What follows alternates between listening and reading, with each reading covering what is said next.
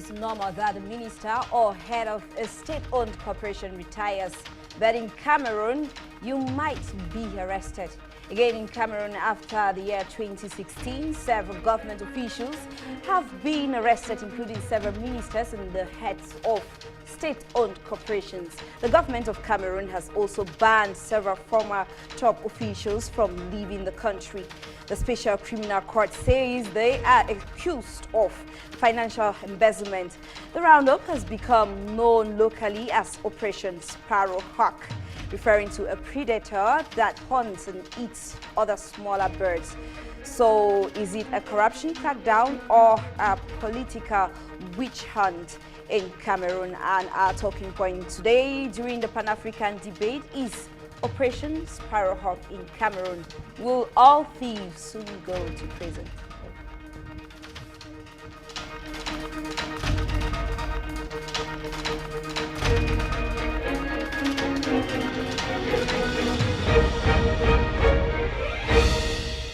Hello to you, Africa, and fellow viewers joining us from all over the world. It is the Pan-African debate, the last program for the month March. Today we are talking about Cameroon and we are focusing on the Operation Sparrowhawk. Before we get into introducing the panel here in the studio and the debate proper, I would like us to welcome Clarice Readover. She's here to tell us about the press this week. Hello to you, Clarice.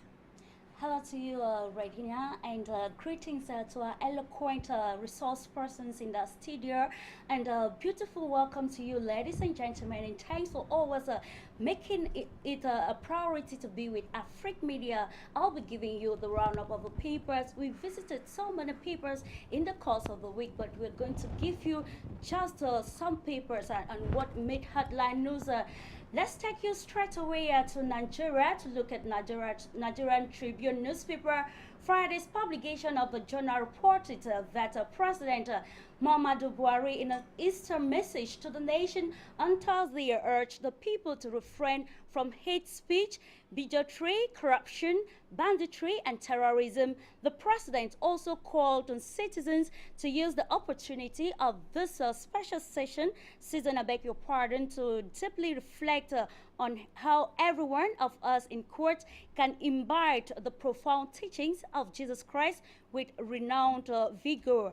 Now, Daily Observer, Liberia's publication, noted that although President George Weah stated in his maiden State of the Nation address that Liberia is broke and the economy is broken, the Independent National Commission on Human Rights believes that the veracity, that is the truth, of such information can only be established when a thorough audit of activities of the Helen Johnson Sirleaf-led administration is conducted by the current government.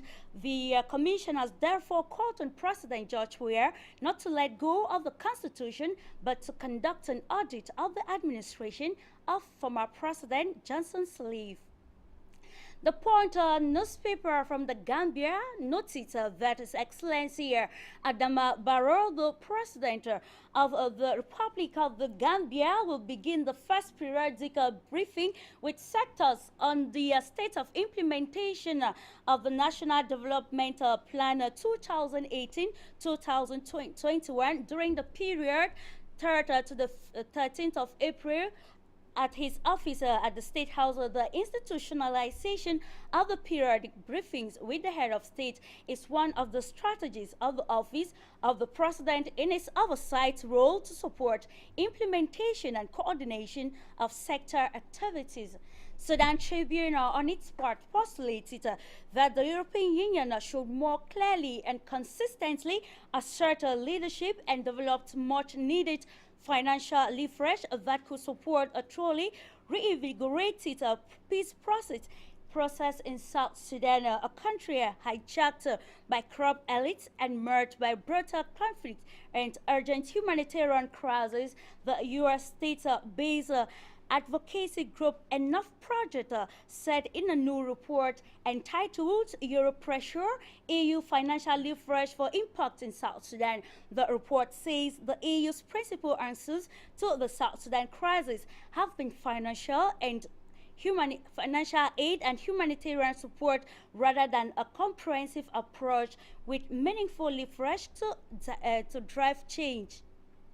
Uganda's leading online publication, New Vision, noted that authorities in the Democratic Republic of Congo have said they are investigating an exile opposition leader, that is Moise Katumbi, who has vowed to stand in December's presidential elections. The announcement led Tuesday coincided with a demand by the UN Security Council that the elections viewed as crucial for the stability of the troubled Central African state be staged with credibility and inclusivity. Let's proceed to Ghana. According to the Ghanaian Times newspaper, President Nana Akufo-Addo and the President of Ivory Coast, Alassane Ouattara, signed a strategic partnership agreement with the aim to defend the interests of the two countries in the global cocoa industry, known as the Abidjan Declaration. The agreement also seeks to address the common challenges cocoa producers from both countries, that is Ghana and Ivory Coast, face. Let's proceed to Rwanda. Looking at the New Times, the journal recounted that U.S. Secretary General Antonio Guterres said on Thursday in Kigali that more than ever before, climate change is posing a great threat to humanity. The UN chief reminded government and society of such threat and of the relentless pace of change which may overtake our ability to deal with the problem. Now, Kenya's online publication, Daily Nation, recounted that Ugandan President Yoweri Museveni has downplayed a report of tension between Kampala and Kigali. He made a statement on Sunday during Rwanda's President Paul Kagame's one-day state walking visit to Entebbe, that is in Uganda. Uganda's President Museveni downplayed the report of tension while meeting his counterpart. South Africa's online journal, Sowetan Life, reported here that former President Jacob Zuma's lawyers have asked the National Prosecuting Authority, NPA, to postpone his appearance in court next week. This is after Zuma was summoned to appear in the High Court in Durban on Friday next week. The review application will not be lodged before the court appearance. To the Southern African nation of that is Zimbabwe, the Herald newspaper tells us that human rights lawyers and civil society have commended President Emmerson Mnangagwa for ratifying the African Charter on Democracy, Elections, and Good Governance during his recent visit to Rwanda. President Mnangagwa signed the charter during the African Union extraordinary session of heads of state and government held in Kigali, Rwanda's capital city. Finally, Egypt's independent newspaper reported that preliminary indicators and exit polls indicate that an estimated 25 million people participated in the 2018 Egyptian presidential election, bringing the election turnout to 40%. Results indicated that presidential candidate Abdel Fattah al-Sisi obtained approximately 23 million votes, accounting for 92% of the total vote. His competitor, Musa, is estimated to have obtained just 3% of the vote. And that's how we saw it on press today, Roanoke. Thanks for watching. Don't go away. Do stay in the company of Regina Sondul as you keep on enjoying your debate program. Of course, it is Pan-African Debate, only on your Pan-African television. Thank you very much, Clarice Widoven. Have a happy Easter and see you next week. Thank you. Wish you same. Fellow viewers, if you're just joining us, it is the Pan-African Debate on Afrique Media TV, and today our focus is on Cameroon.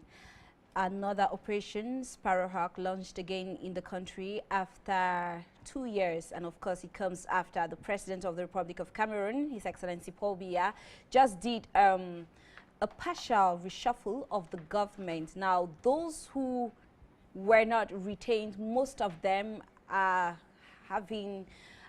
making their way to the prison or are being banned not from leaving the country, Cameroon. Now, I would like us to get back here into the studio and introduce the members of the panel. I'm going to begin on my right, and it's with you, Mr. Tabonkal. Hello to you, and thanks for honoring this invitation. Thank you very much, Gina. First of all, say happy Easter to my wife, Madame Tabongala Shemilen. I'm very happy that I'm here today and right to debate as far as our country is concerned. Thank you very much. Welcome, sir. And again, Mr. Shunengwa is joining me on this panel again after a very long time. Hello to you, sir, and thanks for coming. Good afternoon, Gina. Good afternoon to all my fellow panelists. It's with profound gratitude that we have sojourned here today at this emporium to give our profound and in-depth view of critical issues around our beloved Cameroon. Happy Easter to all Cameroonians, happy Easter to the government of this country, and we look forward to having a very exciting debate to give our fervent wishes and desires on how to run this country better than ever before. Welcome, sir. Now, Semutaga, hello to you and thanks for joining us. Hello, Gina, and hello to all Africans of goodwill that are watching this program right in Nigeria, those who are watching us in South Africa, Ghana, right across to Europe, where we have our panelists who are also watching this program in Brussels, and those who are also watching in the UK. And happy Easter to Professor Ari Abagma of the University of Boya, who is going to launch his book on the 10th of April. Thank you. Of course, and we're going to talk about that before we close the program today. And for the first time here we have Mr. Faka Nazarius. He is the Secretary General of the Cameroon Reformation Party. Hello to you, sir, and thanks for joining us here on the Pan-African Debate. Thank you, Gina, and it's a pleasure for me to be here for the first time. And I want to wish the well-wishers a happy Easter and to process the commencement of this debate, which I think is going to be a hot one. So get your seatbelts ready. It's going to be a hot one indeed. And now we'll just start with you. Since let's just get into the questions already. Now it's an Operation Sparrowhawk, and it's been relaunched in Cameroon after 2 years. So many people, even the government, says it is a corruption crackdown. Will you call it that? Well, a point of correction. I think Operation Sparrowhawk wasn't launched in 2 years ago. It had been launched before. So it's just a continuation of the arrest. You know. That's why I said relaunched. Relaunched. Yeah, Okay, I had launched. Yeah, relaunched 2 years ago, as you rightly said. And well, I think the head of state, President Paul Biya, is actually doing a lot of work, you know, to get these guys arrested, arraigned, and then brought to justice. But at what time? At what time is he doing this? Because, you know, we've had very bad institutions in this country. We've had very bad governance. So I don't know why, for example, you leave somebody to head a corporation for 26 years and you don't expect him to embezzle. You know, so I think it's a good gesture, but at what time is it coming? Okay. Now, since you raised that question, at what time it's coming, Sir Mutaga, would you agree that it is a corruption crackdown, but then probably it's coming a little late? Gina, it's always too late. But then, better late than never. I remember on the 19th of February 1987, during an exclusive interview that was carried out on the CRTV, national station of Cameroon, by Eric Chinje, I quite remember he asked Mr. Biya whether he was quite aware of the fact that some of his officials were corrupt, and he told him that there weren't any proof to show.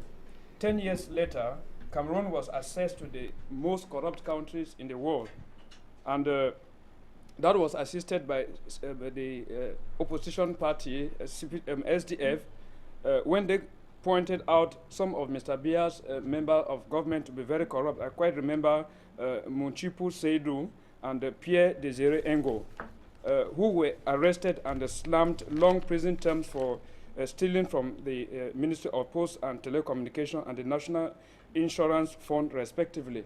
Now, in January 2006, Operation Sparrowhawk was launched by the National Commission for the Fight Against Corruption, CONAC, created by Paul Biya, ostensibly, I want to say ostensibly, to keep faith with international donors.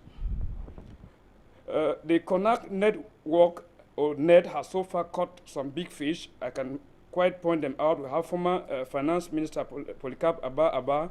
We have former Minister of Health, Uben Olangena Owona.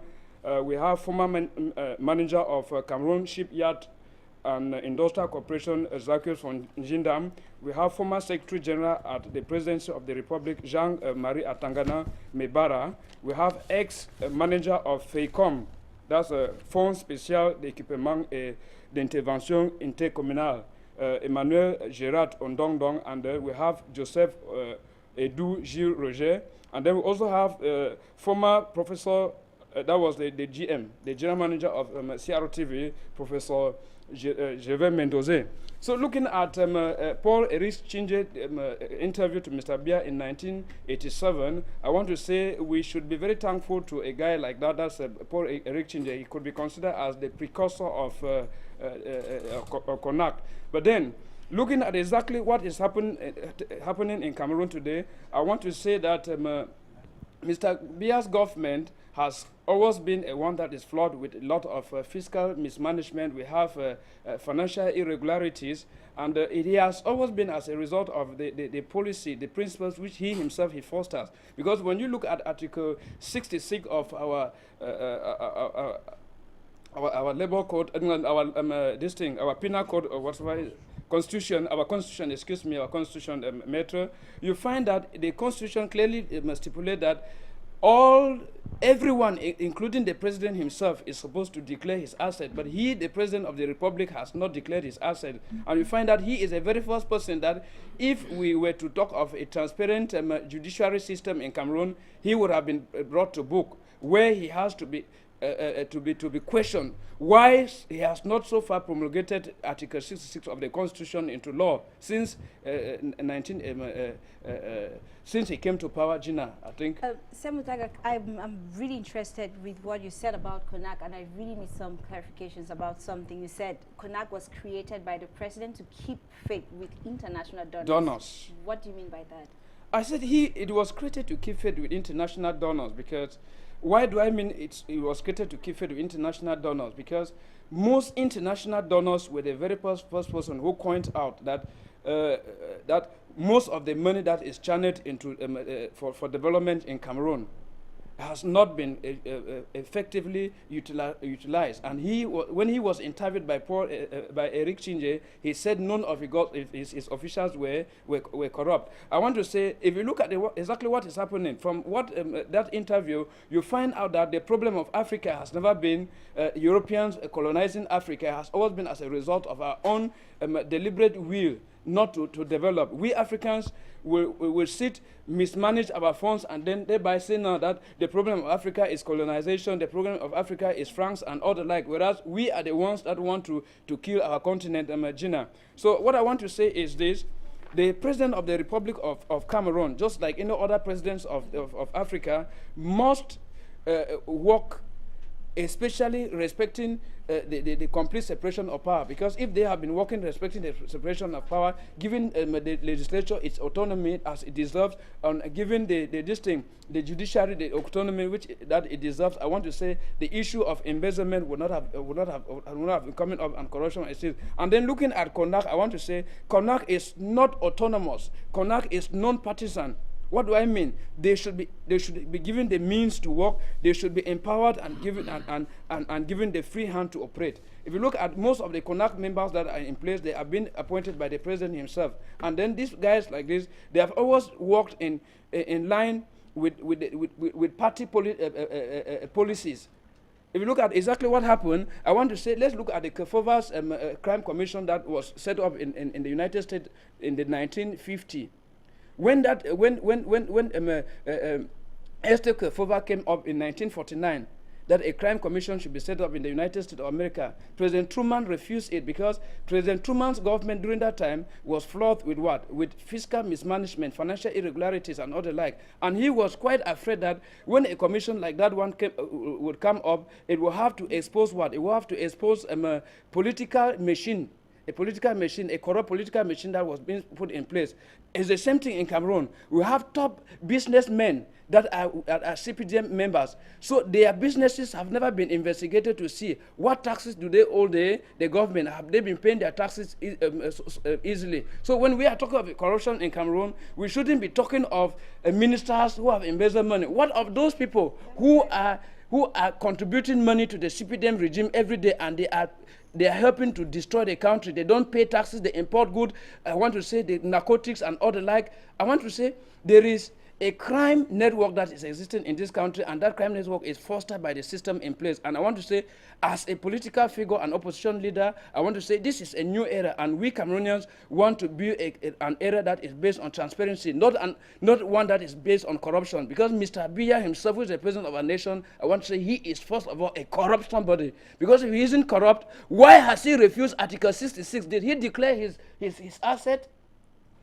He's in power for over 33 years today. Why has he so far not declared his asset? Who can say exactly what Mr. Biya had before he came to power and how much he has after these 33 years of being in power, Gina? Yes, I'm going to come back to so many issues you raised. Of course, CONAC has, there's so many questions we have to answer concerning that institution that is supposed to be fighting corruption in Cameroon, but then we're wondering what it has been doing all this while.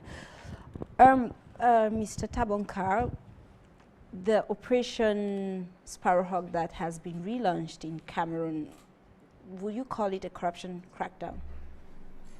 Gina, I am very happy because Sir Mutaga has said so many things here. I would like to talk like a layman so that Cameroonians and Africans and the world will understand what is happening in Cameroon.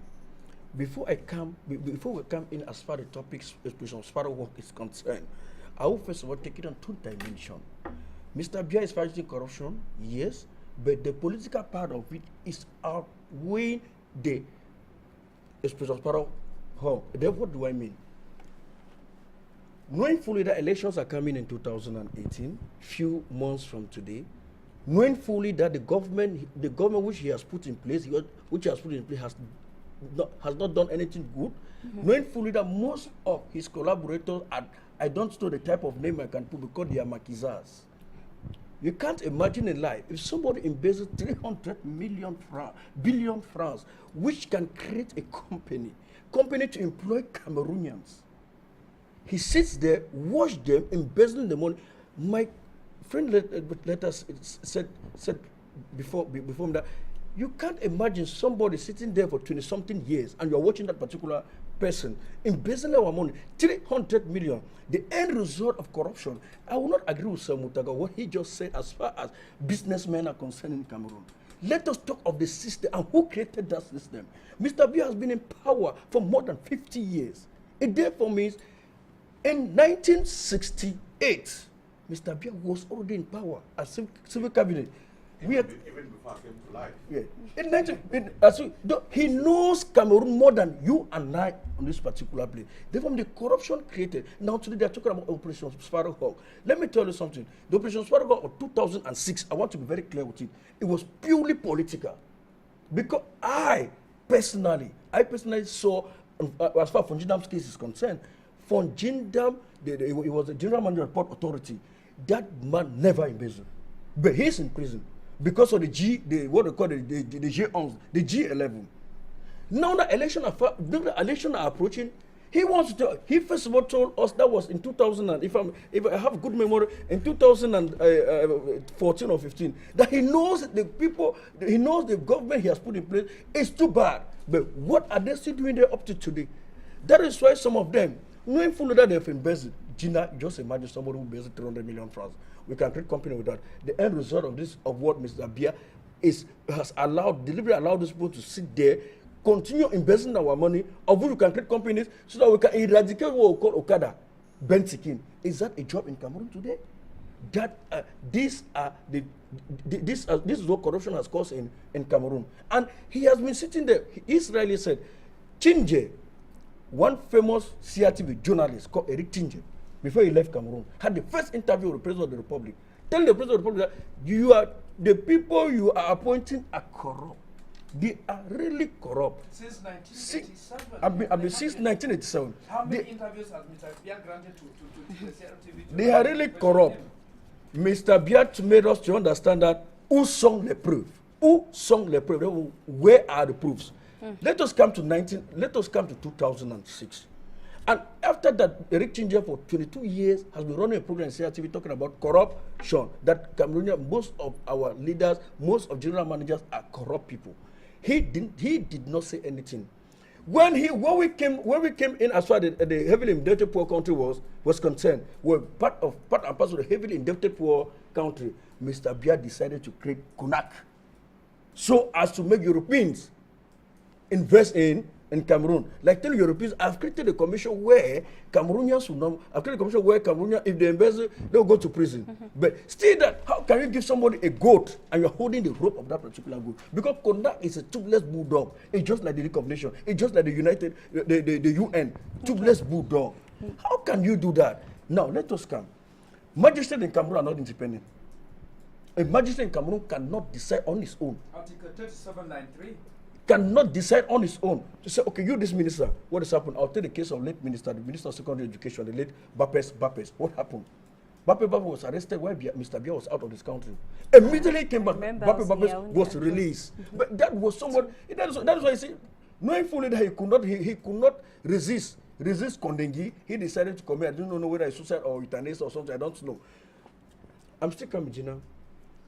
Please, this issue of corruption, Operation Sparrowhawk in Cameroon. It is clear. Those who are going in, for example, at Tanganakuna, those guys in Bezel. If you see a minister earning maybe $1 million francs, and he's running in a vehicle worth about 200 million francs, are you not seeing how they are running those vehicles? Did they buy those vehicles not to run with? They are running, going up and down. People like, Gina, please, when they come to this issue of corruption, we should be serious. I wonder whether Cameroon, I wonder whether the leaders of Cameroon are running Cameroon in the world transit or Cameroon was borrowed somewhere and one they're going to refund it to rightful owner. That is how they've been doing. Thank you, Mr. Tabonkal. And now, Mr. Shunengwai, I'm sure you listened to what Mr. Tabonkal said. Do you think, or will you call this a political witch hunt? Like presidential elections are coming up very soon, and maybe he wants the people to think that he's been doing a good job, or he wants to do a better job in the future?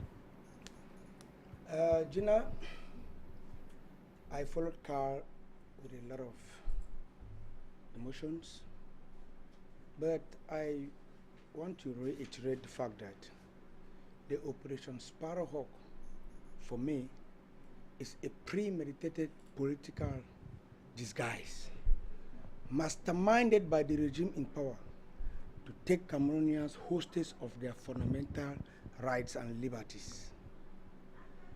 We understand very well that the political dynamics of this country have changed since the coming of the Operation Sparrowhawk. The trend of events have evolved from an economic pursuit to a political scam. You try to eliminate their political opponents by using the Operation Sparrowhawk on some of them, knowing fully well that they have been involved in corruption, but they were allies. And since they are no longer allies, you now want to identify them as people who have embezzled. As a matter of fact, it is a highly functional corruption scheme that has been installed at the helm of the government of this country. And it goes without any gainsaying that, as a matter of fact, as my fellow panelist earlier made mention of, that he asked that who sung the proof. And I think finally he himself has finally got the proofs. And the hunter now is being haunted. And we have been betrayed by the intellectual class of this nation. Because if you look, those who have been arrested, since from the first day Operation Sparrowhawk began. They are the highly educated intellectual class of this nation. Professors, doctors, and university dons. And this makes us asking the question, we question the integrity of the university education that is being dispensed in this country. You will not imagine that 2 university rectors were arrested. That is, as a matter of fact, I was flabbergasted to hear so, and that gives a negative impression of the academic standards that are being discharged in our universities in this country. And without any gainsaying, as I earlier said, I think that Operation Sparrowhawk is a sham, and it is just a witch hunting tactic brought up through by a political scheme to kick out opponents in the upcoming political game. Thank you, Mr. Shunegwa. You have something to say? Yes, Gina, I want to react on what Mr. Shunegwa just said. If you look at the profile of these professors, I want to ask a question, Mr. Shunegwa. Why is it that it is only when these professors are appointed ministers that they are called thieves? These are guys that all through their primary school education, you have never heard that they stole a donut somewhere. They have never stolen even a pear from somebody's farm. They have never picked even a needle from somebody's table.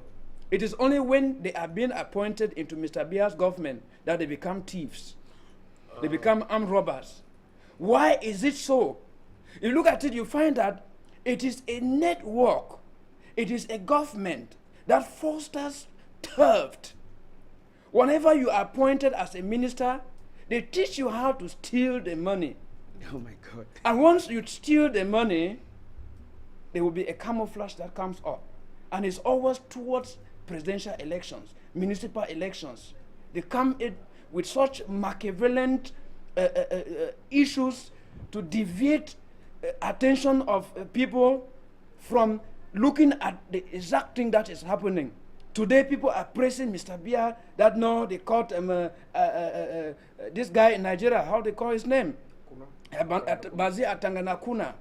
We have completely forgotten of what is happening in Cameroon. From the year 2016 to date, every 48 3/4 hours, a serious crime is committed in Cameroon. Burglary, theft, gambling, and all the like. If you go to the northwest region where I hail from and the southwest region, I want to say I personally have lost about 6 members of my family who are down, resourceful, educated persons, sponsored in Cameroon and had further education in Europe and in America. They are in the graves. Why is CONAC not sending guys to examine what is happening? If you look at exactly what has just happened, after we criticize people like Paul Atanganji and this lady from the University of Boya that is appointed as Minister of Secondary Education for mismanagement, for a crime that they committed against people. These are the people that have been appointed as ministers to lead in Mr. Biya's government, and after some time they will call them up until they have embezzled. It's a bloody system. A system that is organized to destroy the nation and then thereby come up with evil things and tell us that like this. These people are those who have embezzled. I said Article 66 of our Constitution. If Mr. Biya wants to prove to us that he is a transparent president, he loves this nation, let him promulgate it into law. First of all, let the judiciary be independent. Metro Kau is a lawyer, he's from that department. When I was reading through public law, they tell us that in Article 37, line 3, they say the independence of the judiciary shall be guaranteed by the President of the Republic. Somebody whose independence will be guaranteed by the President of the Republic, you tell me, will work in favor of the people and not work according to the instructions that are given to him by the head of state? I say no.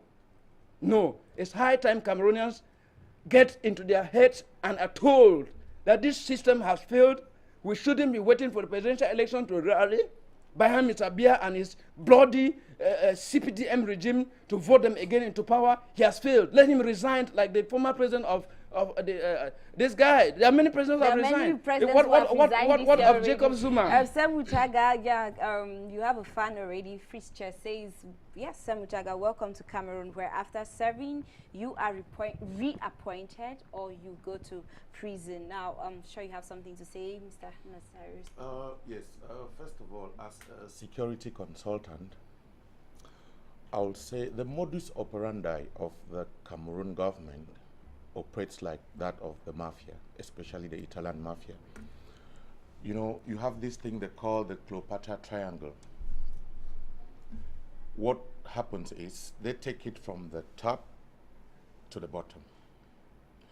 But as a politician, as the Secretary General of the Cameroon Reformation Party, which is just a new party that is coming up, I think we have to use but the bottom to top approach. Operation Sparrowhawk is not a bad thing, it's a good thing, but at the wrong time, and then they are not implementing it using the right skills, because they should have started by arresting from the bottom. Start arresting these corrupt police officers, corrupt custom officers, and then you take it to the top, not from the top to the bottom. They should go to the civil society, go to the layman, make this arrest from bottom, and then start taking it to the top. Okay, thank you. And we have Mr. Lasha Kingsley. He's joining us from Douala in Cameroon, of course. All of you watching us back at home, you can join us using any of the numbers on this screen. I'm sure you have some questions for the panelists here in the studio. You could as well leave a comment under the post I put on my Facebook page, Gina Sondo on Facebook. The panelists are waiting to answer your questions. Now, Mr. Lasha Kingsley, I'm sure you have something to say about Operation Sparrowhawk. Do you think all thieves will go to prison very soon?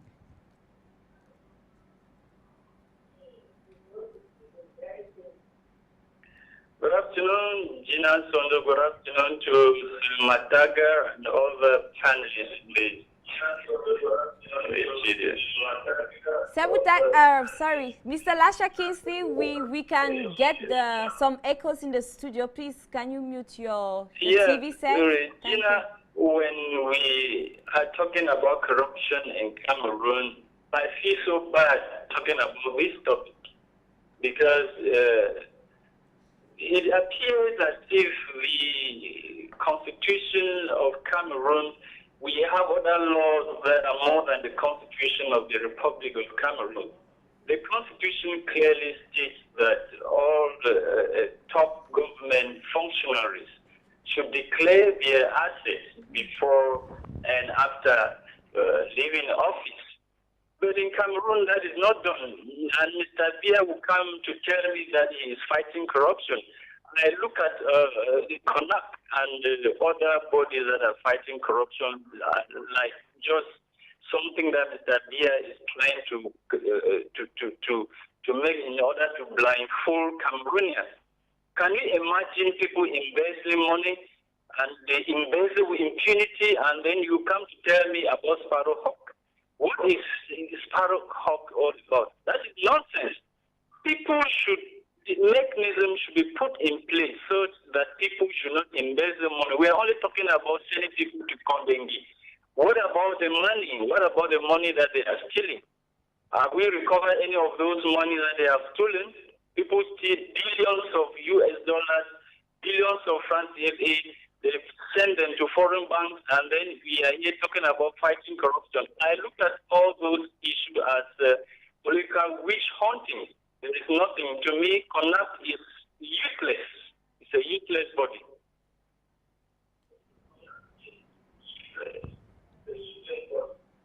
Okay, that was Lasha Kingsley. Thank you very much for your own contribution. Of course, what is happening with the money that is being siphoned or stolen away in Cameroon. Now, since we've been talking about Mr. Shunengwa actually mentioned the caliber of the people who are being locked up now, Mr. Tabonkal, let us take a look at some of these victims of this Operation Sparrowhawk.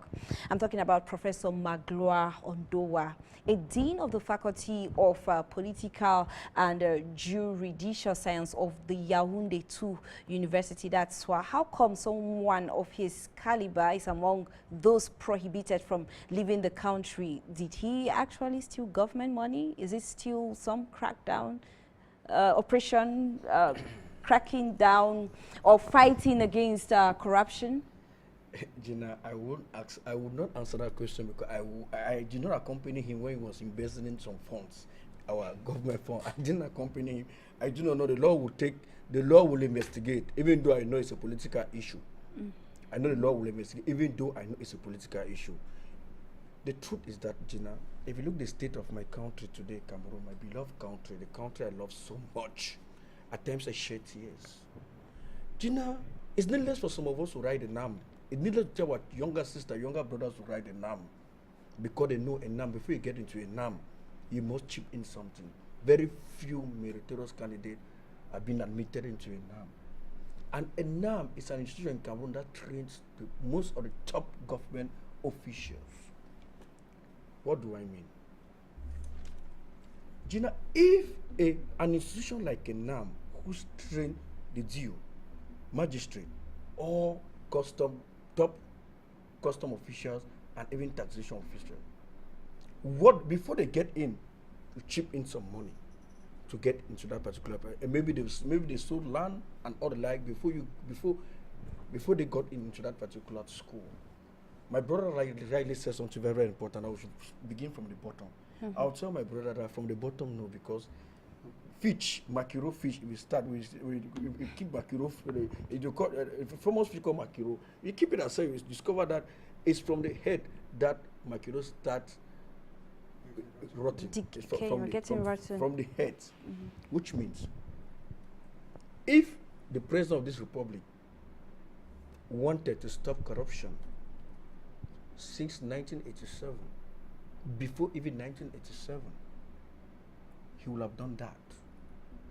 But knowing fully that his problem was just to consolidate and be in power as long as he can't, he decided to allow his government officials, his member of cabinet. Gina, I want to tell you one thing. You cannot be chief and boss in everything in your country. Mr. Tabonkal, just one second, I'm going to get back to you, but I've just been informed that we have Mr. Amadou. He's joining us all the way from Bamenda in Cameroon. Hello to you, sir.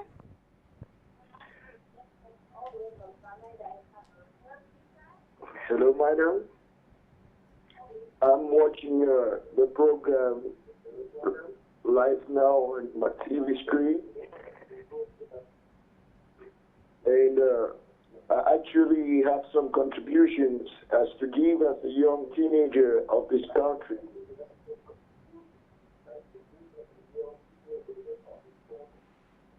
Actually, Cameroon has become a country where when you cannot speak French or you cannot exercise any French power, you are subordinate to that government. It starts with the police. Whenever an Anglophone submits a problem to the police, what he gets is, if he cannot finance or bribe or give something to that police officer, the police officer obviously and immediately gives the right hand to the French person who complained against you. Suppose you want to do a document which is nationally announced on TV. You have to give bribes to police officers to get the documents for you.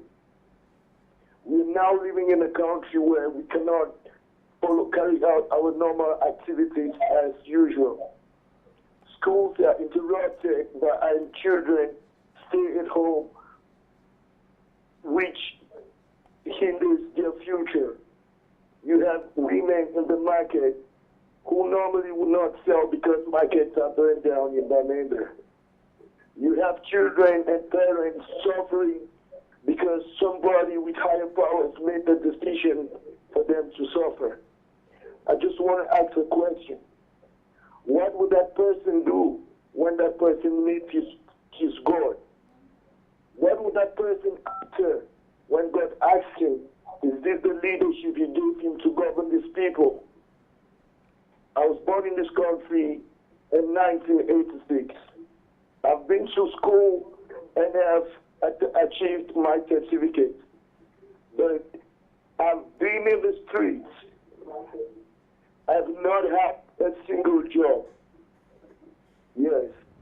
I pray that one day God will touch the heart of our president, and God will make him know that children that do not come from his sperms can be regarded also as children. He should teach the police officers to do what they are taught in Mutengene as police officers. They should not carry their family problems into the streets and put their anger on innocent people. I just feel very sorry that I cannot do anything to help them, but I keep praying for them. And I pray that once the anger of God would strike, their magicians will not help them. Their powers in their backs will not help them, because the wrath of God will be upon them. And the cries of these mothers, these widows, these people that go in the street without food, these small children that carry trays on their heads, they need a good education. They need a better life. Don't stock up in your street, in your tuxedo street, and you don't think about the village man. You don't think about the common man. We give you power, and we give you the right to be our president and lead us to a better future. As you enrich yourself and perpetrate us and suffer us, we don't have guns and we don't have bombs. But when God will turn to look on you, you will be very sorry for yourself.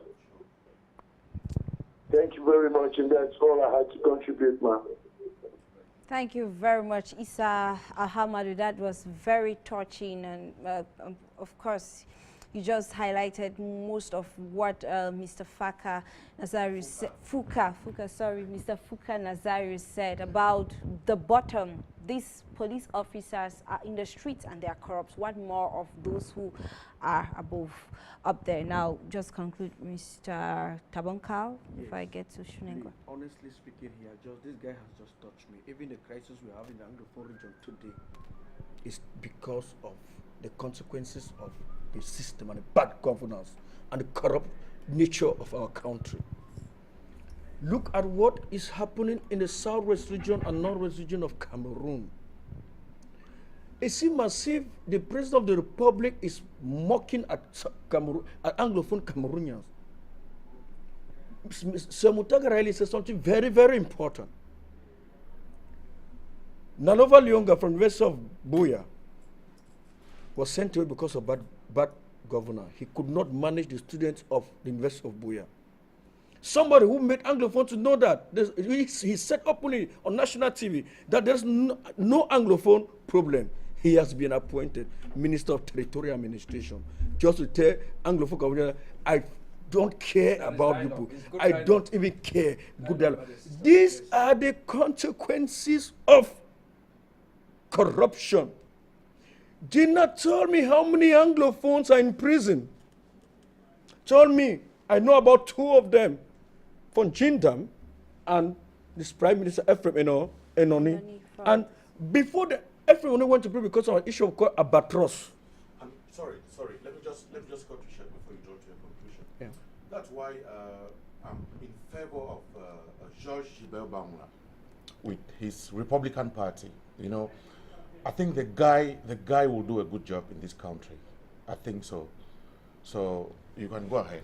Before you come back again, sorry, we always give priority to those calling because they cannot really get the ideas heard. They cannot come to the studio. We have a call on the line. Please tell us who you are and where you're calling from.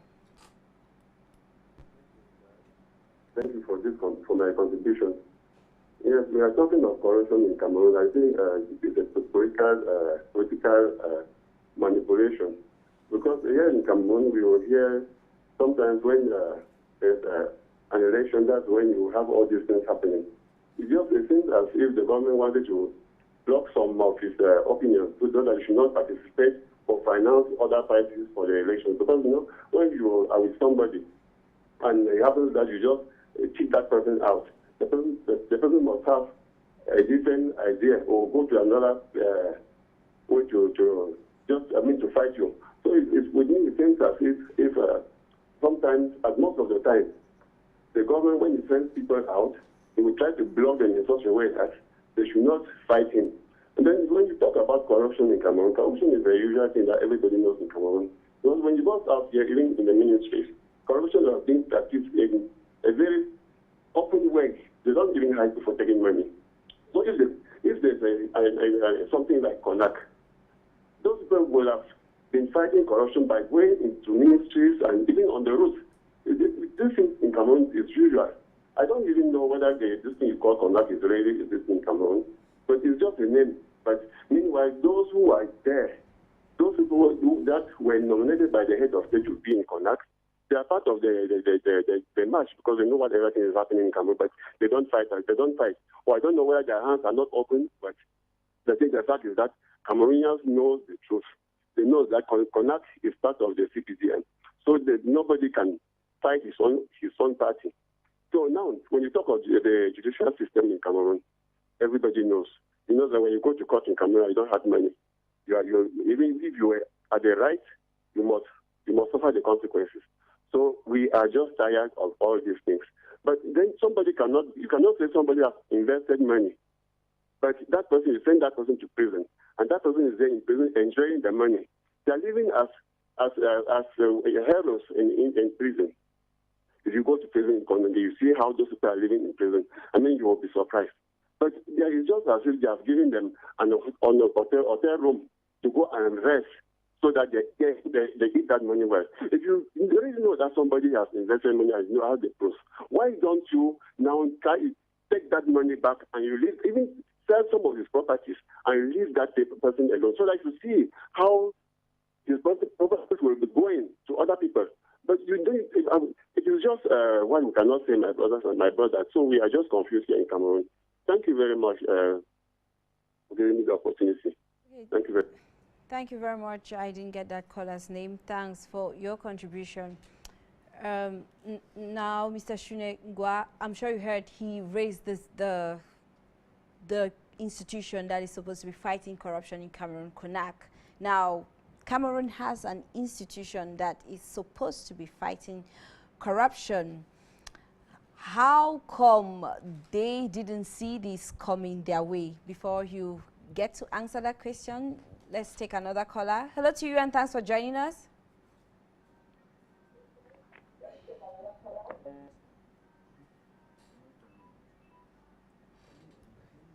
We've lost him.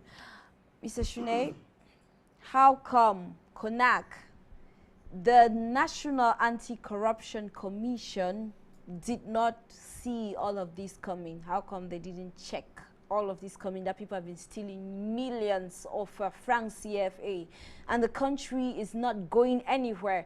Many of us sit back here in Cameroon and think that our country is probably top compared to the neighboring countries, but I just think we have to learn a lot from other countries. Other countries are going ahead and they are looking for means to fight corruption and keeping away corrupt people and developing their countries. What is CONAC doing? They have been existing for years already. How come they don't see issues like this coming, Mr. Shunengwa?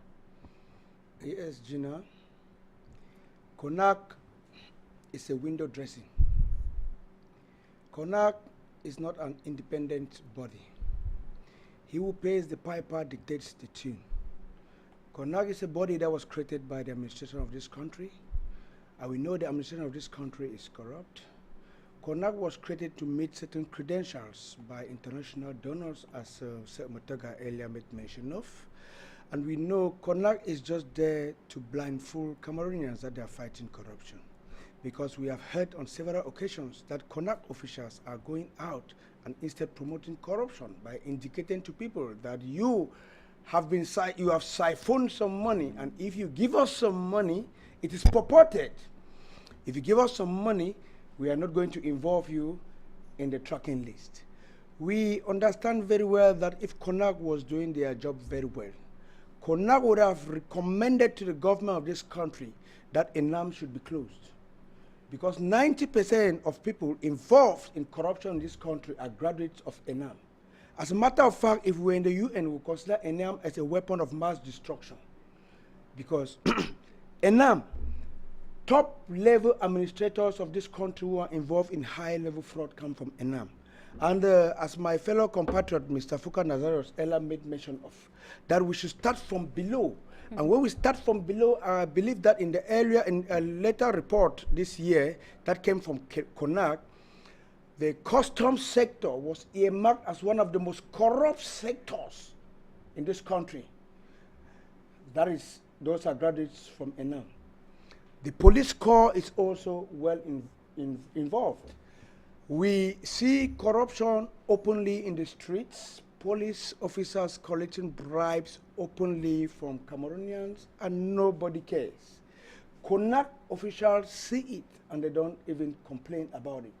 We see just in Bonaberi over there in Douala, you will see a gendarmerie officer who sits beside his car, and trucks come and park to come out and give him money before they can cross over. That is glaring, all Cameroonians see it. CONAC is not saying something because he who pays the piper dictates the tune. They are just paper tigers. They can't do anything to help the situation. What should be done is that the administration of this country should change because it's rotten from the head to the bottom. And I think that as young Cameroonians, they said the future of this country belongs to us. This government should hand over to the youth, and we think we can easily manage this country for the betterment of all Cameroonians. Of course. Head to bottom, but change comes from bottom to top. Yes, Mr. Fuka Nazarius, I'm coming to you now. We're going to talk about this other round is going to be to all of you. It's going to be a general question to all of you. We're talking about how can the money that has been siphoned or stolen be recovered in Cameroon, and if at all it can ever be recovered. But then let's give priority again to those joining us. Hello to you, and thanks for joining us on the program.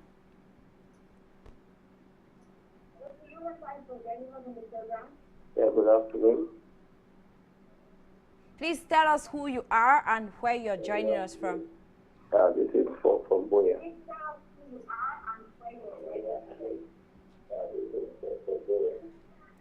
Mr. Fall, please mute the volume on your TV set. Thank you.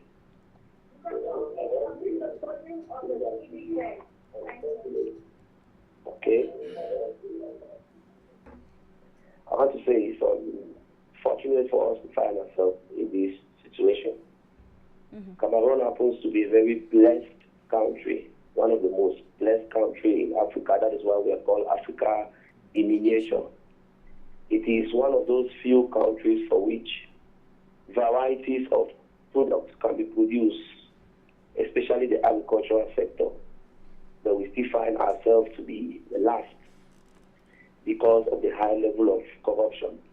Like our brother said, the first thing that the government needs to do is to close ENAM. That is where we have the breeds of all the corrupt officials you can think of. Now, one thing which beats my imagination and which keeps on killing Cameroonians is the fact that in any society where there isn't peaceful transition of power from one category to the other, there are bound to be problems. In a society where the president controls a party, we can never move forward. Just look like what happened in South Africa. You agree with me that Cameroon is moving backwards.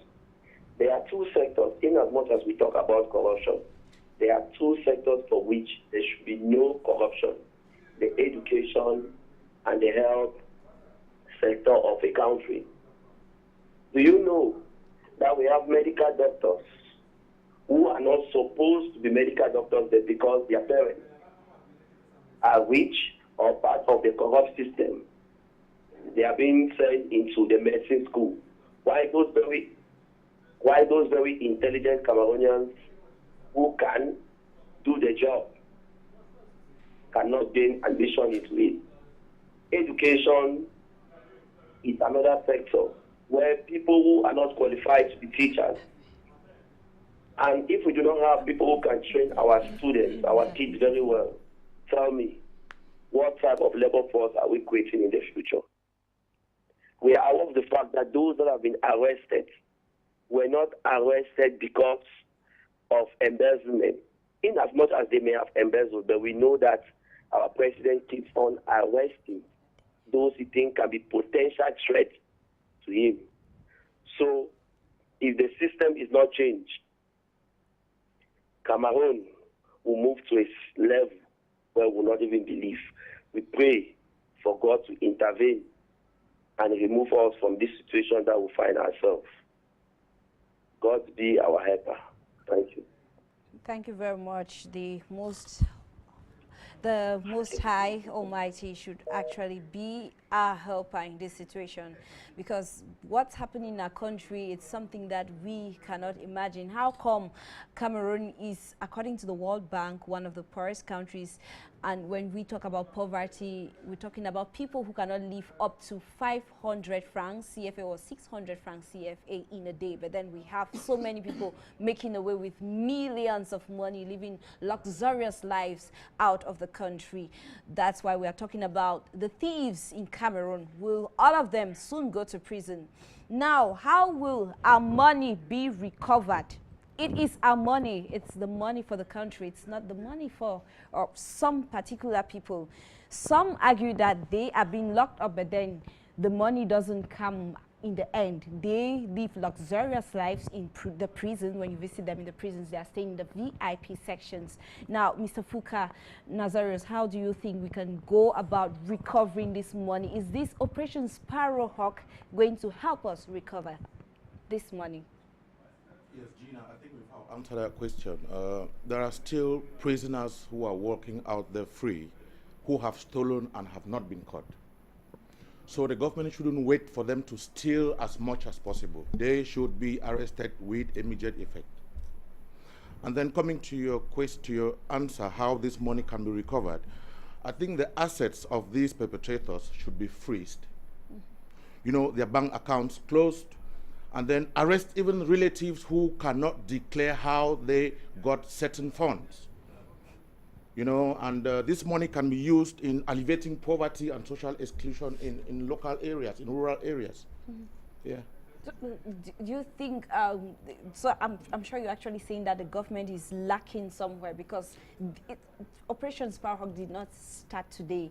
And how come? There's a minister, the Minister of Finance, some years ago, he stole a huge amount of money. We're talking about so much millions. I happen to be moving one day in Yaoundé. I think that's around Simbok. He has 2 buildings, very large, uncompleted. He's still in prison. His family is living a luxurious life. So why is the government not probably getting to the family members so that the money starts coming out? Yeah, the thing is, the government is very lacking in that department. So I think it's high time the government starts employing some of us who are security experts, to work on how to recover this money. Okay. Yeah. Yeah, Semutaga, would this stop corruption in Cameroon? Gina, let me come to something that we are not even aware of. If you look at Alamin Osman May, former Minister of Finance, that's somebody that everybody knows, even the newborn baby that has not yet started creeping, knows that he was a good minister, a financial technocrat. Just because presidential elections are coming up in 2018 and the CPDM regime will be in need of money, and the only person that can help the CPDM regime to have money is the new minister that has been appointed. They call him Louis Paul Mutaze, who was just in Manuka and has promised the Manuka people and other places that the government will be creating many roads and all the like, and they see that in 2018, if Alamin Osman May is in place, he will not give that room. It will not encourage the CBN regime to steal money from the state coffers to sponsor the elections in 2018. So what happened? The Minister of Finance, Alamin Osman Medad, is somebody that is so transparent, was pushed in place, and Luis Paul Mutaze appointed as Minister of Finance. Now let me come back to what CONAC is doing. I know that CONAC has failed to provide or produce an effective crime-fighting legislation, but one thing that we can learn from them is that it has heightened public awareness of the problem of political corruption and organized crime, and now generates pressure to enforce existing law. As we were saying, we want Article 66 of our Constitution to be put in place. It should be promulgated into law. Now, CONAC has also helped us to understand that Africa's underdevelopment isn't an alien import brought by European colonization, but a cause of bad governance. CONAC has also helped us to assess the idea that the issue of corruption is not an ethnic conspiracy, just like some people say that it's a conspiracy by Mr. Bia and the system in place. I want to thank CONAC too, and also thank Mr. Bia. You know, somebody cannot be completely bad. They are supposed to understand that it's not an ethnic conspiracy made be to wipe the Betis and the Southerners from the next president of this nation, but it has only helped us to understand that organized theft in Cameroon is done at municipal, regional, rather than a national basis. It's organized crime. It's organized crime. That is exactly what I want to say. Now, let's come back to how we have to regain this money. I want to say we should employ people of goodwill, especially the clergymen. And then we should employ our brothers and sisters who are, let me come back to say clergymen, because there are people who, the reason is why you differ, Mr. Shule, is simply because what happened with Abazi Atanganakuna being found in Nigeria, they said a clergyman was behind. And those are the clergymen that I want to say. Okay, I want to say they are clergymen, those who are divinely called by God. Now we have our brothers. I told you one time when on this television channel that many of those who are in the system in place are morons. Our geniuses are not in Africa, they're not in Cameroon. Let those our geniuses look at exactly, let me take the example of this thing, of Elekam. When Fonka Azu was the president of Elekam, he was an all-weather somebody. The system in place saw that he could not favor corruption. What did they do? They have to call one of those thieves that was trained by Enam and put in place to be the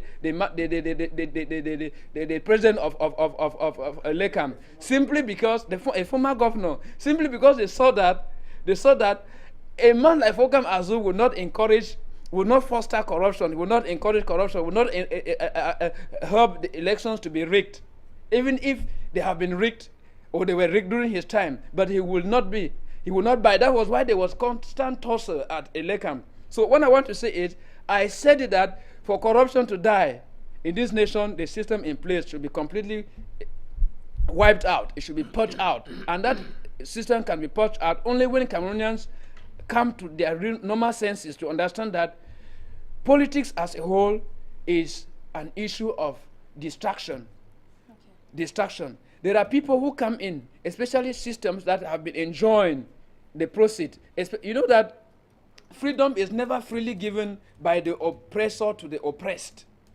If we in Cameroon, especially the common man in the street, don't understand that Cameroon has borne the evil of this system for a long time, have suffered it, and then we say no to this system in place by joining other political parties which are opposition parties. I want to start first from other political parties that have proven that they can do it. Look at exactly what I said. I am not of the SDF regime or of the SDF, but when you remember what I said, after Erichinje questioned Mr. Biya and he said there was no corruption in his government, it was through SDF 10 years later that people like the former minister of Post and Telecommunication, and then the man of CMPS were sent to prison.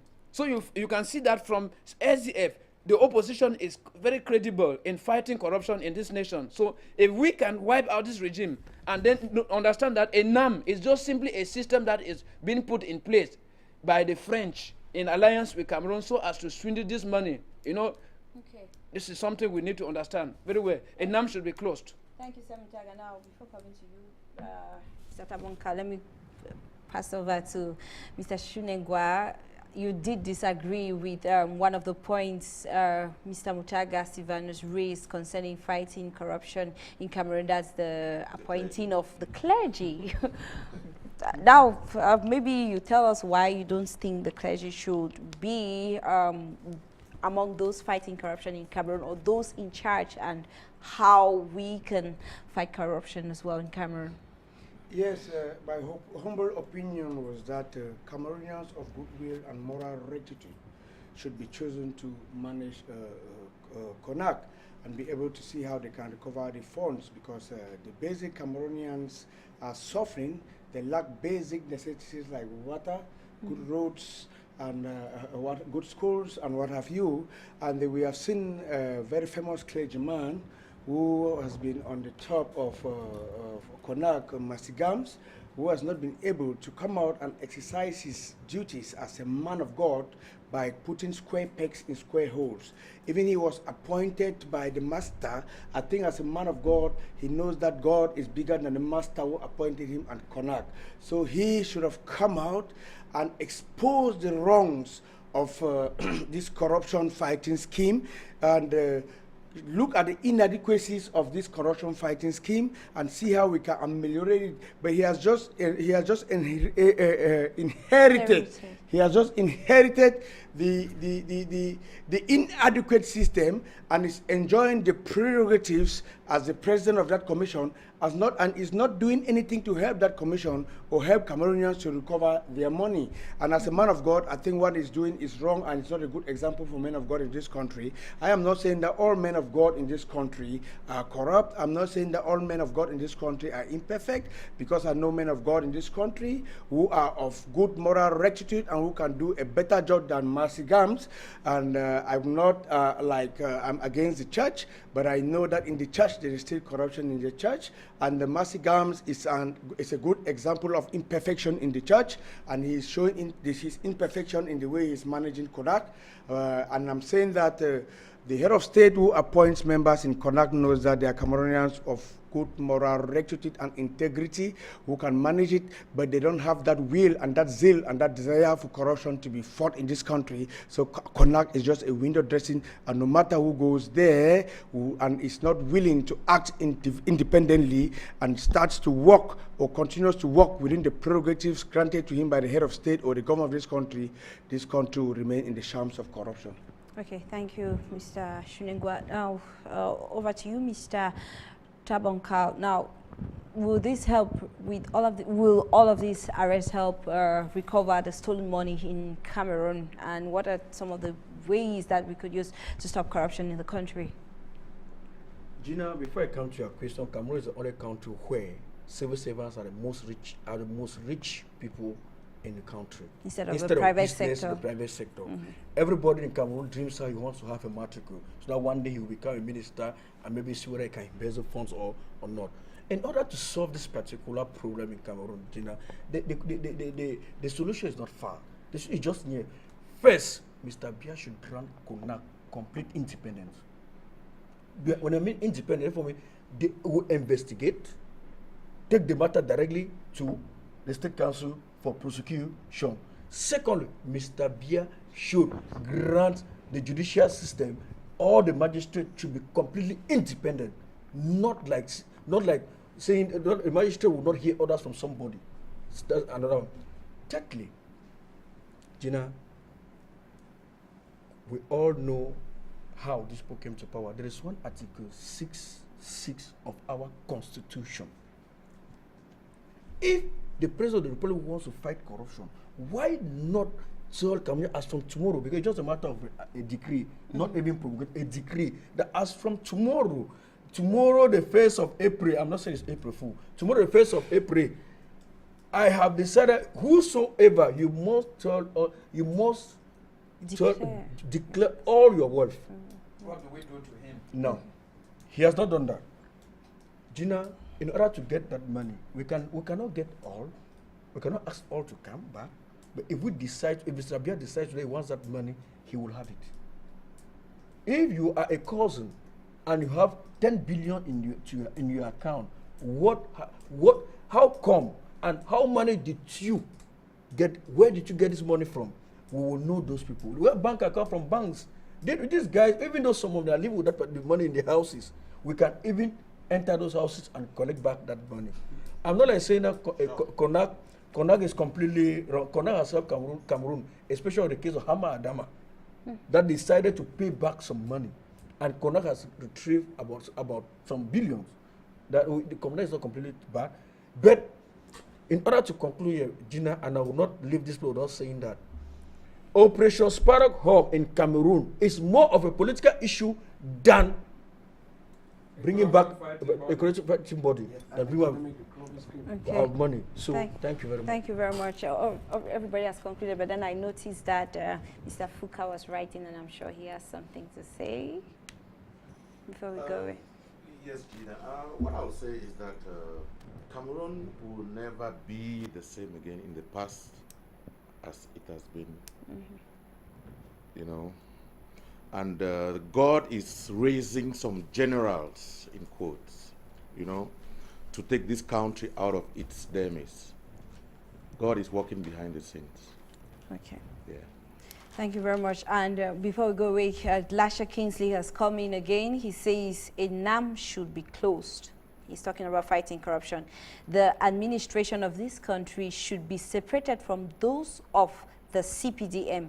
And he says all top government functionaries should declare their assets. All these arrests will not help matters. Mechanisms should be put in place to stop people from stealing public funds. And now, just before we go away, we have a book here in the studio. It's going to be launched on the 10th of April, that's next month. Comparative Public Administration Theory and Behavior. It's written by the Professor Abangma James Ari. He is a graduate coordinator of the Department of Political Science and Political Administration in the University of Boya. We're going to have another program with him subsequently in April, literature review on his book. Fellow viewers, we've come to the end of the program. I really want to thank our dear panelists for taking our time out of their very busy schedule to be here with us. A big thanks as well to the technicians who are always doing an impeccable job. And to all of you from wherever you're watching us, it's goodbye for now and have a happy Easter.